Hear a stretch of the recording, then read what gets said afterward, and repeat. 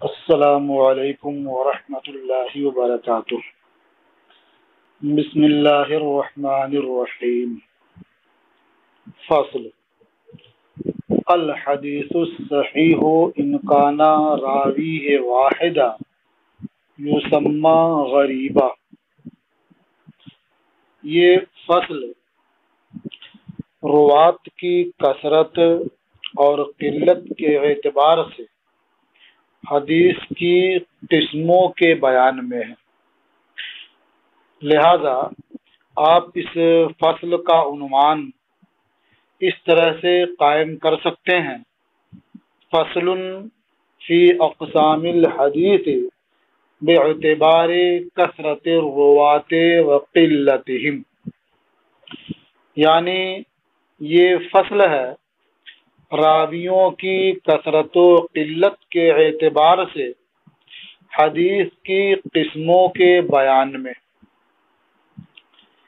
دیکھیے، حدیث کبھی صرف ایک سند سے مروی ہوتی ہے، کبھی دو یا اس سے زائد سندوں سے مروی ہوتی ہے، اور کبھی تو بہت زیادہ سندوں سے مروی ہوتی ہے۔ اس طرح حدیث کے روات کی کثرت و قلت کے اعتبار سے حدیث کی چار قسمیں ہوتی ہیں۔ ایک ہے غریب، دوسری قسم ہے عزیز، تیسری قسم ہے مشہور، اور چوتھی قسم ہے متواتر۔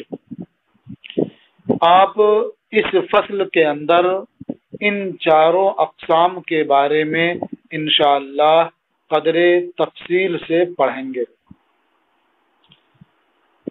الحدیث الصحیح ان کان راویہ واحدا، حدیث صحیح کا راوی اگر ایک ہو، جو سما غریباً، تو اس حدیث کا نام غریب رکھا جاتا ہے۔ وَإِنْ كَانَ اثْنَيْنِ يُسَمَّى عَزِيزًا، اور اگر اس کے راوی دو ہوں تو اس کا نام عزیز رکھا جاتا ہے۔ وَإِنْ كَانُوا أَكْثَرَ يُسَمَّى مَشْهُورًا وَمُسْتَفِيضًا، اور اگر اس حدیث صحیح کے راوی دو سے زیادہ ہوں تو اسے مشہور اور مستفیض کہتے ہیں۔ وَإِنْ بَلَغَتْ رُوَاتُهُ فِي الْكَثْرَةِ إِلَىٰ أَنْ يَسْتَحِيلَ الْعَادَةُ تَوَاطُؤُهُمْ عَلَى الْكَذِبِ يُسَمَّى مُتَوَاتِرًا، اور اگر اس کے روات کثرت تعداد میں اس حد تک پہنچ جائیں کہ ان کا جھوٹ پر متفق ہونا عادتاً محال ہو، یسمى متواترا، تو اسے متواتر کہتے ہیں، اس کا نام متواتر رکھا جاتا ہے۔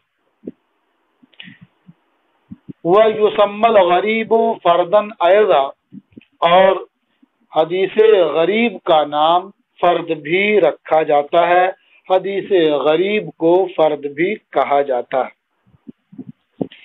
اب آپ اس فصل میں آگے حدیث غریب، عزیز اور مشہور کے بارے میں کچھ اور تفصیل سے پڑھیں گے، لیکن حدیث متواتر کے بارے میں ہم کچھ باتیں آپ کو یہی بتا دیتے ہیں کہ حدیث متواتر کی تعریف تو آپ نے پڑھ لی کہ وہ حدیث ہے جس کے روات اتنے کثیر تعداد میں ہوں کہ ان سب کا جھوٹ پر متفق ہونا عادتاً محال ہو، اسے حدیث متواتر کہتے ہیں۔ حدیث متواتر کی مثال میں حدیث شفاعت پیش کی جاتی ہے اور حوض کوثر والی حدیث پیش کی جاتی ہے، کیونکہ ان احادیث کے روات کی تعداد 40 سے بھی زائد ہے۔ اب ایک مسئلہ یہ ہے کہ متواتر کے روات ہر طبقے میں کم سے کم کتنے ہونے چاہیے؟ یعنی محدثین کا اس بات پر تو اتفاق ہے کہ متواتر کے روات ہر طبقے میں 3 سے زائد ہوں گے، لیکن 3 سے زائد ہوں گے اور وہ کتنے ہو سکتے ہیں، یعنی کم از کم کتنا ہونا ضروری ہے، تو اس سلسلے میں محدثین کے اقوال مختلف ہیں۔ کسی نے کہا کہ کم سے کم ہر طبقے میں 4 ہونا ضروری ہے، کسی نے کہا ہر طبقے میں 5 ہونا ضروری ہے، کسی نے 10، کسی نے 12، کسی نے 40، کسی نے 17 اور کسی نے 70 اور کسی نے اس سے زیادہ کا بھی قول کیا۔ تو اس طرح سے کم کتنے ہونے چاہیے اس کی تعداد کے سلسلے میں اقوال مختلف ہیں۔ علامہ ابن حجر اسقلانی نے فرمایا کہ اس کی تعداد متعین نہ کرنا ہی صحیح ہے، یعنی اس کی کوئی تعداد متعین نہ کی جائے، بس یہ دیکھا جائے کہ جو اس کی روایت کرنے والے ہیں وہ 3 سے زیادہ ہوں اور ایسے ہوں کہ عقل ان سب کا جھوٹ پر متفق ہونا محال جانے۔ اور حافظ جلال الدین سیوطی نے فرمایا کہ تعداد متعین نہ کرنا اصح ہے، یعنی بس صرف یہ دیکھا جائے کہ روات اتنے ہیں کہ جن کا کذب پر اتفاق عادتاً محال ہے۔ اب وہ 4 بھی ہو سکتے ہیں، 5 بھی ہو سکتے ہیں، 10 12 بھی ہو سکتے ہیں، 40 یا 70 بھی ہو سکتے ہیں، اس سے بھی زائد ہو سکتے ہیں۔ تو اس طرح سے آپ نے 4 قسموں کا نام سن لیا، یعنی غریب ایک نام سن لیا، دوسرا نام ہوا عزیز، اور تیسرا نام ہوا مشہور۔ مشہور کے بارے میں آپ نے یہ بھی پڑھ لیا کہ اس کا ایک نام مستفیض بھی ہے، اور چوتھا نام آپ نے سن لیا متواتر کا۔ تو اب پھر آگے فرماتے ہیں کہ جو آپ نے ایک نام سنا تھا پہلے غریب کا، تو غریب کا ایک دوسرا نام ہے فرد، یعنی حدیث غریب کو حدیث فرد بھی کہتے ہیں۔ اب مسئلہ یہ ہے کہ غریب اور فرد یہ دونوں مترادف ہیں یا دونوں میں کوئی فرق بھی ہے؟ تو اس نام رکھنے سے تو یہی معلوم ہوتا ہے کہ حدیث یعنی غریب اور فرد دونوں مترادف ہیں، لیکن محدثین استعمال کی کثرت و قلت کے اعتبار سے دونوں کے درمیان فرق کرتے ہیں۔ وہ عموماً فرد کا اطلاق فرد مطلق پر کرتے ہیں اور غریب کا اطلاق فرد نسبی پر کرتے ہیں، یعنی فرد کی 2 قسمیں ہیں، فرد نسبی اور فرد مطلق۔ تو جب وہ فرد بولتے ہیں تو عموماً اس سے فرد مطلق مراد لیتے ہیں، اور جب غریب بولتے ہیں تو اس سے فرد نسبی مراد لیتے ہیں۔ اب چونکہ 2 قسمیں آپ کے سامنے آ گئی، فرد مطلق اور فرد نسبی، تو آگے مصنف رحمۃ اللہ تعالی علیہ اس کی وضاحت کرتے ہوئے فرماتے ہیں والمراد بکون راویہ واحدا، یعنی حدیث غریب میں راوی ایک ہوتا ہے، تو ایک راوی ہونے سے مراد کیا ہے؟ کیا ہر درجے میں ایک ہونا ہی ضروری ہے یا کسی درجے میں ایک ہونا یہ غریب ہونے کے لیے کافی ہے؟ تو فرماتے ہیں کہ حدیث کا راوی ایک ہونے سے مراد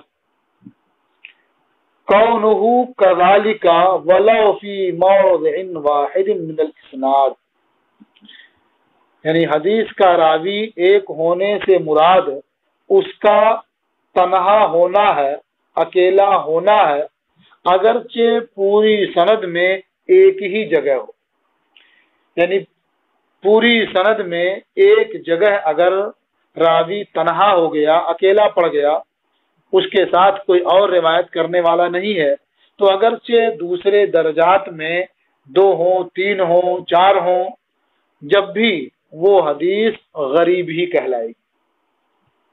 بس فرق یہ ہے کہ اگر درمیانے سند میں کسی درجے میں راوی ایک ہے تو اسے فرد نسبی کہا جاتا ہے، لیکنہ یسمى فردا نسبیہ، لیکن اس صورت میں اس کا نام فرد نسبی رکھا جاتا ہے۔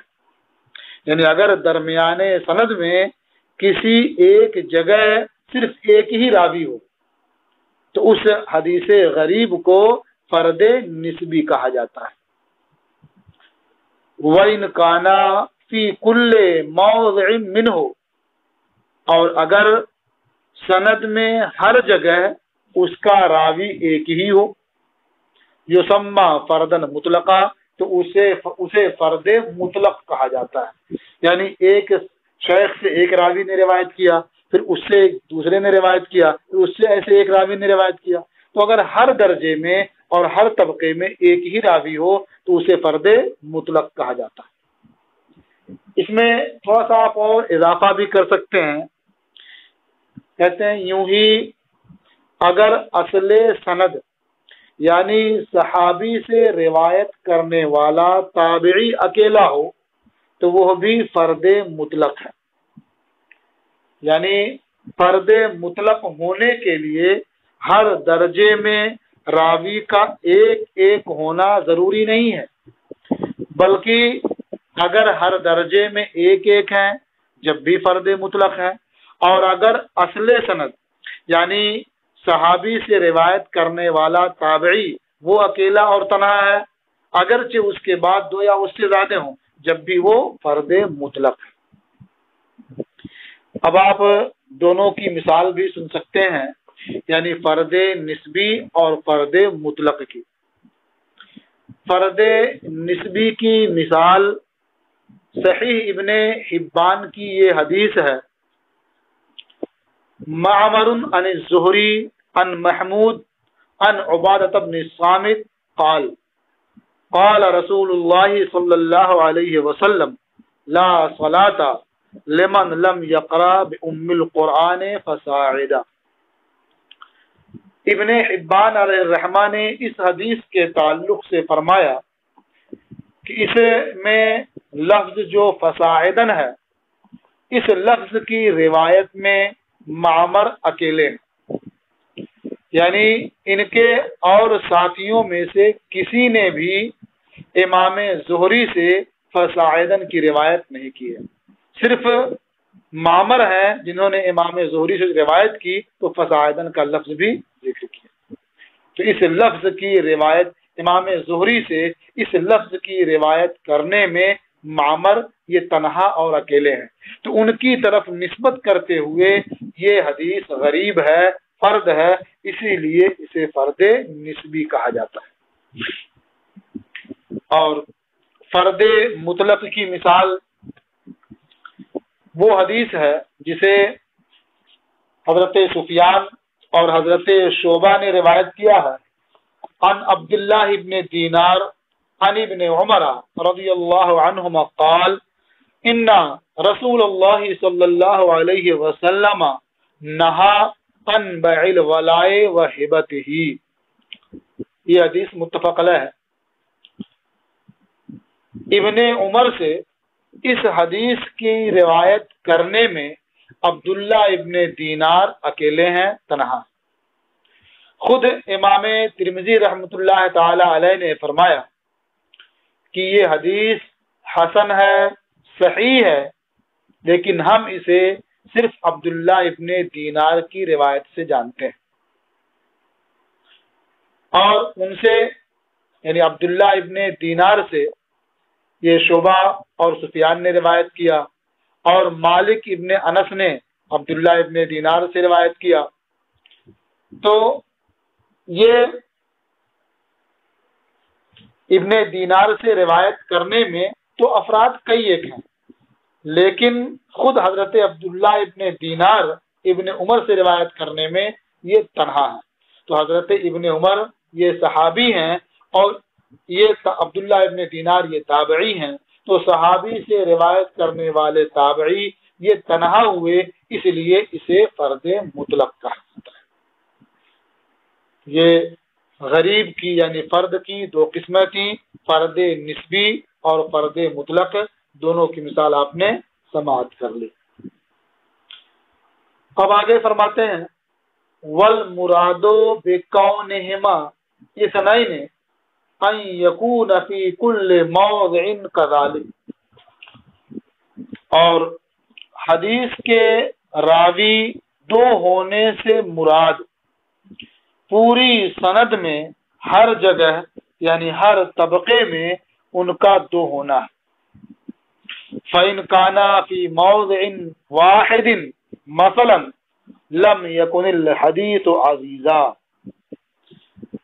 تو اگر کسی ایک جگہ میں مثلا دو ہو جائیں اس کی وجہ سے حدیث عزیز نہیں ہوگی بلکہ وہ غریب رہے. یعنی عزیز ہونے کے لیے ضروری ہے کہ وہ ہر جگہ کم از کم دو ہوں، لیکن اگر وہ کہیں ایک ہیں اور کسی ایک جگہ یا ہر جگہ ایک ہیں، کسی ایک جگہ دو ہو گئے تو کسی ایک جگہ میں راوی کے دو ہونے سے وہ حدیث عزیز نہیں ہوگی بلکہ جب اور جگہ اس میں ایک ایک ہی راوی ہیں تو وہ حدیث غریب ہوگی. فَإِنْ كَانَ فِي مَوْضِعٍ وَاحِدٍ مَثَلًا لَمْ يَكُنِ الْحَدِيثُ عَزِيزًا. لہذا اگر سند میں صرف ایک ہی جگہ مثلا دو راوی ہوں اور باقی جگہ ایک ایک ہوں تو وہ حدیث عزیز نہیں ہوگی بل غریباً بلکہ غریب ہوگی. اب حدیث عزیز کی مثال میں آپ اسے پیش کر سکتے ہیں جو امام مسلم رحمۃ اللہ تعالی علیہ نے حضرت انس کی حدیث سے اور امام بخاری نے حضرت ابو ہریرہ سے روایت کیا ہے کہ اللہ کے رسول صلی اللہ علیہ وسلم نے ارشاد فرمایا لا یؤمن احدکم حتی اکون احب الیہ من والدہ وولدہ والناس اجمعین. تو یہ حدیث کیا ہے؟ عزیز ہے. آگے فرماتے ہیں وعلى هذا القياس معنى اعتبار الكثرة في المشهور ان يكون في كل موضع اکثر من اثنین. اور اسی طرح حدیث مشہور میں کثرت کے اعتبار کا معنی یہ ہے کہ سند میں ہر جگہ دو راوی سے زیادہ ہوں. یعنی حدیث مشہور میں کثرت کا لحاظ ہے تو مطلب کیا کہ ہر درجے میں ہر طبقے میں دو راوی سے زیادہ ہوں. حدیث مشہور کی مثال میں انما الاعمال بالنیات پیش کر سکتے ہیں جسے ائمہ ستہ نے تخریج کیا ہے. یعنی انما الاعمال بالنیات وانما لکل امرئ ما نوى. یہ پوری حدیث جو ہے یہ حدیث مشہور ہے. اچھا وهذا معنى قولهم ان الاقل حاکم علی الاکثر فی هذا الفن ففهم. اور محدثین کے قول ان الاقل حاکم علی الاکثر فی هذا الفن یعنی اس فن میں اقل اکثر پر حاکم ہوتا ہے اس کا یہی معنی و مفہوم ہے جو آپ نے سمجھ لیا کہ اعتبار عقل کا ہوتا ہے.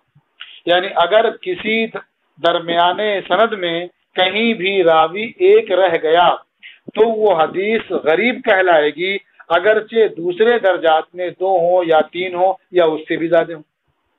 تو عقل یعنی ایک رہ گیا کسی درجے میں تو غریب کا حکم لگا دیا گیا۔ اسی طرح سے اگر کسی حدیث کے سند میں راوی کسی درجے میں صرف 2 رہے، اگرچہ باقی درجات میں 3 یا اس سے بھی زیادہ ہوں، پھر 2 پر حکم لگا دیا جائے گا کہ وہ حدیث عزیز ہے۔ اسی طرح سے اگر کسی سند میں کسی درجے میں راوی 2 سے زیادہ 3 رہ گئے اور اس حد کو نہیں پہنچے کہ ان پر عقلاً ان کا جھوٹ پر اتفاق یہ محال ہو، آیتاً محال ہو، تو اس پر مشہور کا حکم لگایا جائے گا، متواتر کا حکم نہیں لگایا جائے گا، اگرچہ اور درجات میں اور مواضع میں ان کی تعداد بہت زیادہ ہو۔ تو معلوم ہوا کہ جس درجے میں سب سے کم ہوں گے اسی اعتبار سے حکم لگایا جائے گا کہ یہ حدیث غریب ہے یا عزیز ہے یا مشہور ہے یا متواتر ہے۔ فہم، لہذا آپ اس بات کو سمجھیے اور اس میں غور کیجیے۔ وَعُلِمَ مِمَّا ذَكَرْنَاهُ أَنَّ الْغَرَابَةَ لَا تُنَافِي الصِّحَّةَ، اور ہمارے مذکورہ بالا بیان سے معلوم ہو گیا کہ غرابت صحت کے منافی نہیں ہے، غرابت صحت کے منافی نہیں ہے۔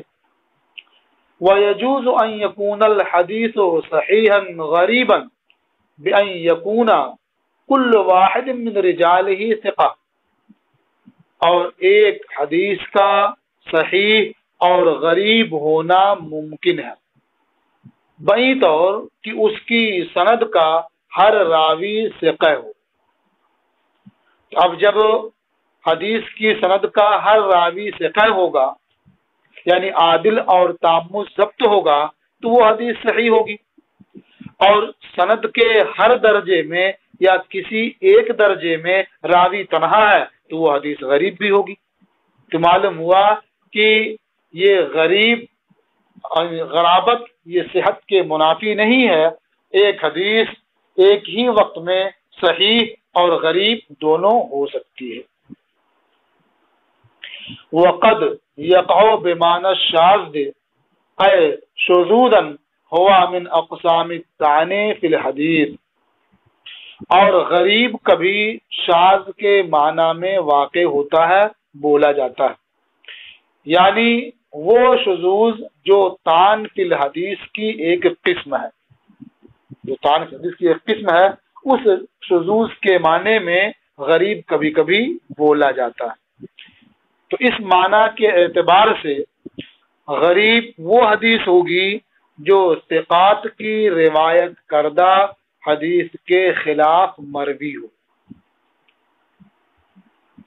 وَهَذَا هُوَ الْمُرَادُ مِنْ قَوْلِ صاحب المصابیح من قوله هذا حدیث غریب، اور صاحب مصابیح جب بطریق طعن کہیں ہذا حدیث غریب، یعنی یہ حدیث غریب ہے، تو ان کے اس قول سے یہی معنی مراد ہوتا ہے۔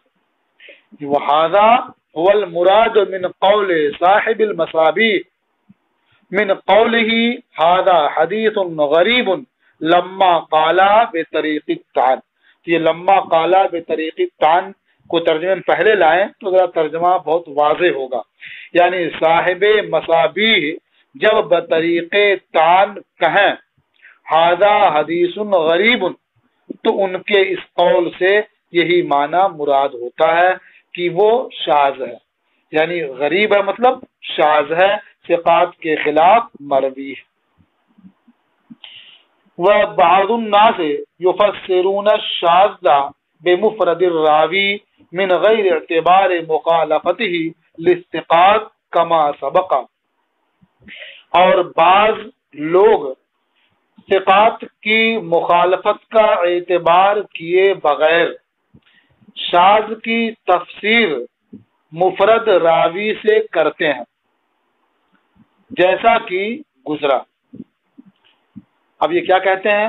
کہتے ہیں وَيَقُولُونَ صَحِيحٌ شَاذٌ وَصَحِيحٌ غَيْرُ شَاذٍ، اور وہ کہتے ہیں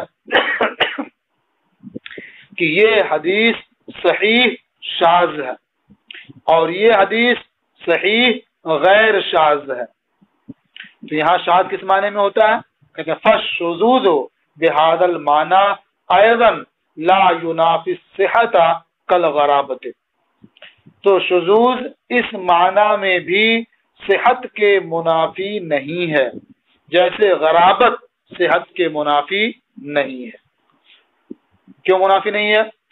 اس لیے کہ ہو سکتا ہے ایک راوی نے اسے روایت کیا ہے، ایک راوی نے اسے روایت کیا ہو اور وہ راوی ثقہ ہو، تو وہ حدیث شاذ بھی ہے اس لحاظ سے کہ ایک راوی نے روایت کیا ہے اور اس کا راوی ثقہ ہے اس لحاظ سے وہ صحیح بھی ہے.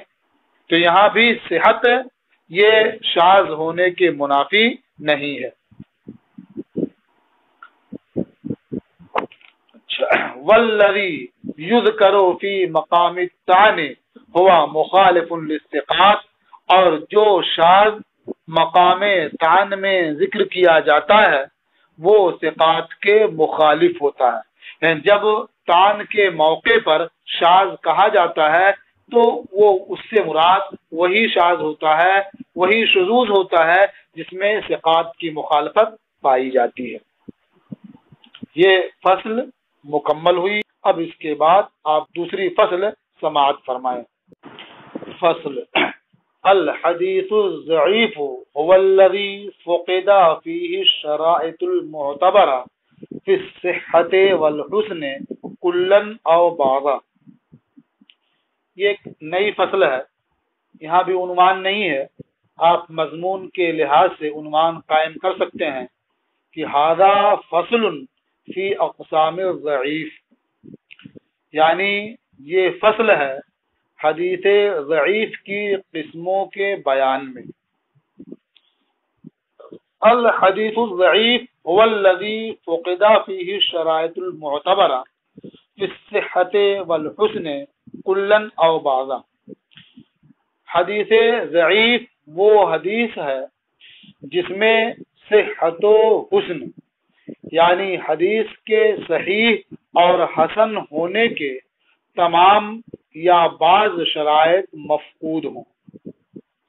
وَيُذَمُّ رَاوِيهِ بِشُذُوذٍ أَوْ نَكَارَةٍ أَوْ عِلَّةٍ، اور اس کا راوی شذوذ یا نکارت یا علت سے متصف ہو، یعنی اسے اس کی بنیاد پر عیب لگایا جاتا ہو اور اس کی مذمت کی جاتی ہو.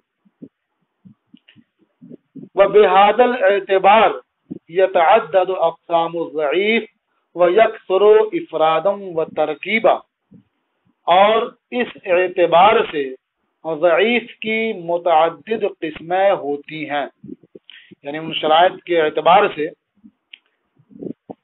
اس اعتبار سے ضعیف کی متعدد قسمیں ہوتی ہیں اور افراد و ترکیب کے لحاظ سے اقسام کثیر ہو جاتی ہیں.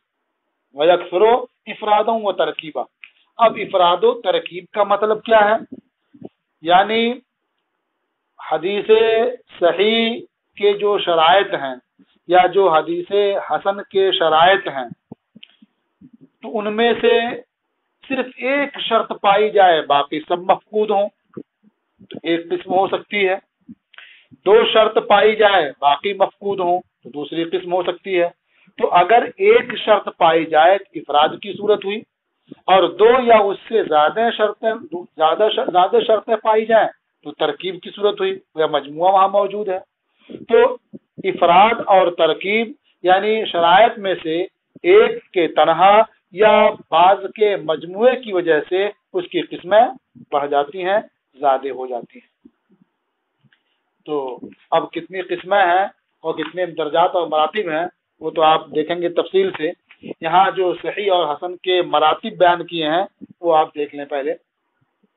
ومراتب الصحیح والحسن لذاتهما ولغیرهما ايضا بتفاوت المراتب والدرجات في كمال الصفات المعتبرة الماخوذة في مفهوميهما مع وجود الاشتراک فی اصل الصحت والحسن،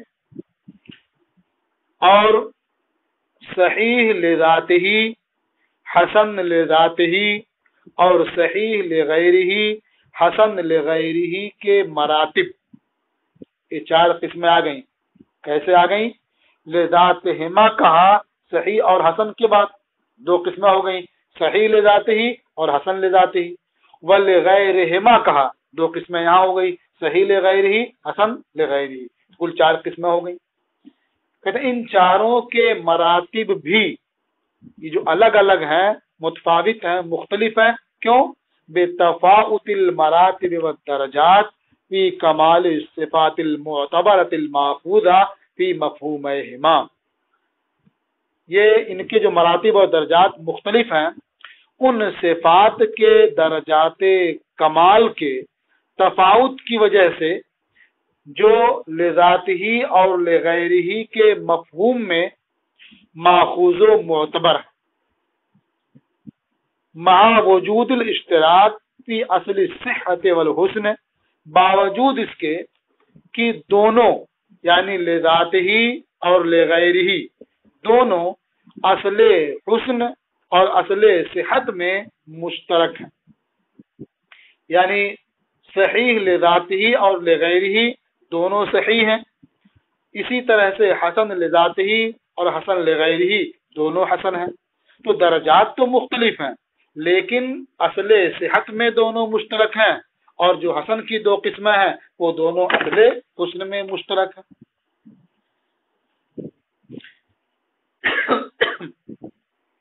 والقوم ضبطوا مراتب الصحت وعینوها وذکروا امثلتها من الاسانید، اور محدثین نے صحت کے مراتب منضبط اور متعین کیے ہیں، وذکروا امثلتها من الاسانید، اور سندوں سے ان کی مثالیں بھی ذکر کی ہیں۔ وقالوا اسم العدالت والضبط یشمل رجالها كلها، اور انہوں نے فرمایا کہ عدالت اور حفظ و ضبط کے اوصاف، عدالت اور حفظ و ضبط کے تمام درجات کی، یعنی حفظ وقالوا اسم العدالت والضبط یشمل رجالها كلها، اور انہوں نے فرمایا کہ عدالت اور حفظ و ضبط کا نام یعنی اس کے اوصاف یہ تمام درجات کے راویوں میں پائے جاتے ہیں۔ یشمل رجالها كلها، یہ تمام رجال، یہ تمام درجات کے راویوں میں پائے جاتے ہیں، رجال میں پائے جاتے ہیں۔ لیکن بعضها فوق بعض، لیکن ان میں بعض کو بعض پر فوقیت ہوتی ہے، بعض بعض سے بڑھ کر کے ہوتے ہیں، یعنی یہ اوصاف بعض میں زیادہ ہوتے ہیں، بعض میں ان سے کچھ کم ہوتے ہیں۔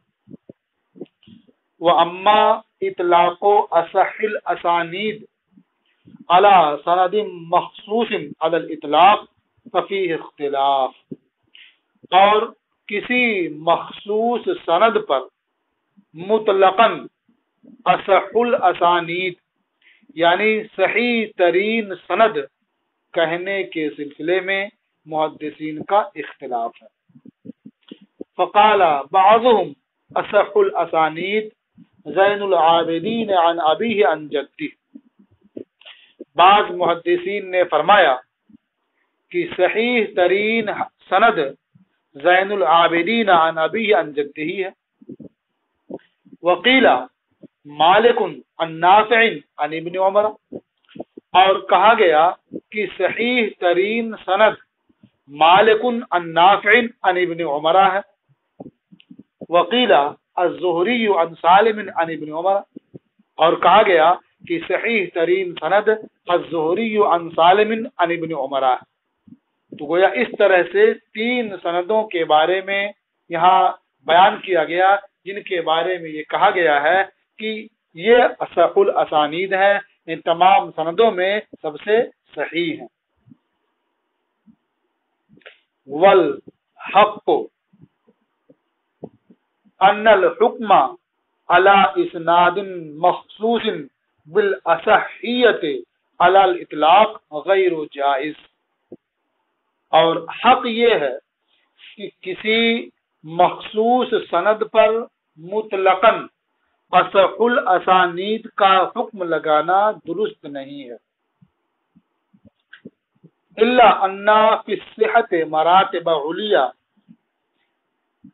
مگر یہ کہ ہم کہہ سکتے ہیں کہ صحت میں، یعنی مگر ہم یہ کہہ سکتے ہیں کہ اسانید کی صحت کے اعلیٰ درجات ہیں. یعنی صحت میں، اسانید کی صحت میں اعلیٰ درجات ہیں، اعلیٰ مراتب ہیں. وعدۃ من الاسانید يدخل فيها، اور چند سندیں ان اعلیٰ درجات میں شامل ہیں.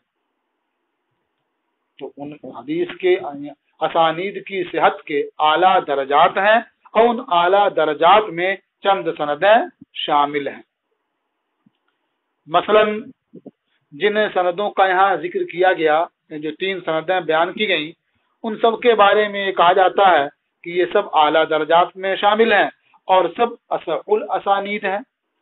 اس کو آپ سمجھنے کے لیے یوں سمجھ سکتے ہیں کہ جیسے امتحان میں اعلیٰ پاس ہونا ایک وصف اعلیٰ، اعلیٰ کا مطلب کہ سب سے اونچا، لیکن اعلیٰ ایک درجہ ہوا، اس میں بہت سے افراد ہوتے ہیں تو ان کے درجات تو الگ الگ ہو گئے، ان کے مراتب الگ الگ ہوئے، لیکن اعلیٰ کہنے میں سب شامل ہیں.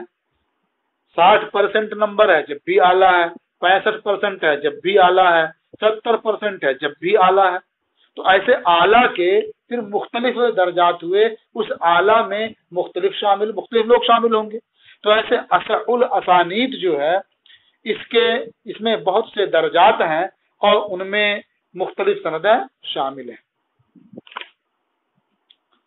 وَلَوْ قُيِّدَ بِقَيْدٍ بِأَنْ يُقَالَ، اور اگر کسی قید سے مقید کر دیا جائے، مثلا یوں کہا جائے اصح اسانید البلد الفلانی، یعنی فلاں شہر کی صحیح ترین سند، او فی الباب الفلانی، یا فلاں باب کی صحیح ترین سند، او فی المسألۃ الفلانیہ، یا فلاں مسئلے کی صحیح ترین سند. اگر اس قید کے ساتھ کہا جائے یصح ہو تو یہ کہنا بجا اور درست ہوگا. اور اس طرح سے محدثین کہتے بھی ہیں، اطلاق بھی کرتے ہیں. مثلا فلاں شہر کی صحیح ترین سند، جیسے امام حاکم نے فرمایا کہ اصح اسانید المکیین سفیان بن عیینہ عن عمرو بن دینار عن جابر رضی اللہ عنہ. یہ اصح الاسانید ہے کن کے لیے؟ مکیوں کے لیے. اور فلاں باب کی صحیح ترین سند، جیسے امام ترمذی نے ایک حدیث نقل کی ہے، عن عائشہ قالت من حدثکم ان النبی صلی اللہ علیہ وسلم کان یبول قائما فلا تصدقوه ما کان یبول الا قائدا. یہ حدیث نقل کی اور اس کے بعد امام ترمذی نے فرمایا کہ وفی الباب عن عمر و بریدہ، اور آگے فرمایا حدیث عائشہ احسن شیء فی الباب و اصح. تو معلوم ہے کہ اس باب میں حضرت عائشہ رضی اللہ تعالی عنہا کی جو حدیث ہے، جس سند سے وہ منقول اور مروی ہے، وہ اصح الاسانید ہے اس باب میں. اور اسی طرح سے فلاں مسئلے کی صحیح ترین سند، مثلا یہ کہا جائے کہ ھذا اصح الحدیث فی مسئلۃ الطواف، یا کہا جائے ھذا اصح الحدیث فی مسئلۃ الطلاق، تو اس طرح کی قید کے ساتھ کسی مخصوص سند پر صحیح ترین سند ہونے کا اطلاق بلا شبہ صحیح اور درست ہوگا۔ واللہ عالم، اور اللہ جل شانہ خوب جانتا ہے۔ ٹھیک ہے، السلام علیکم ورحمۃ اللہ تعالی وبرکاتہ۔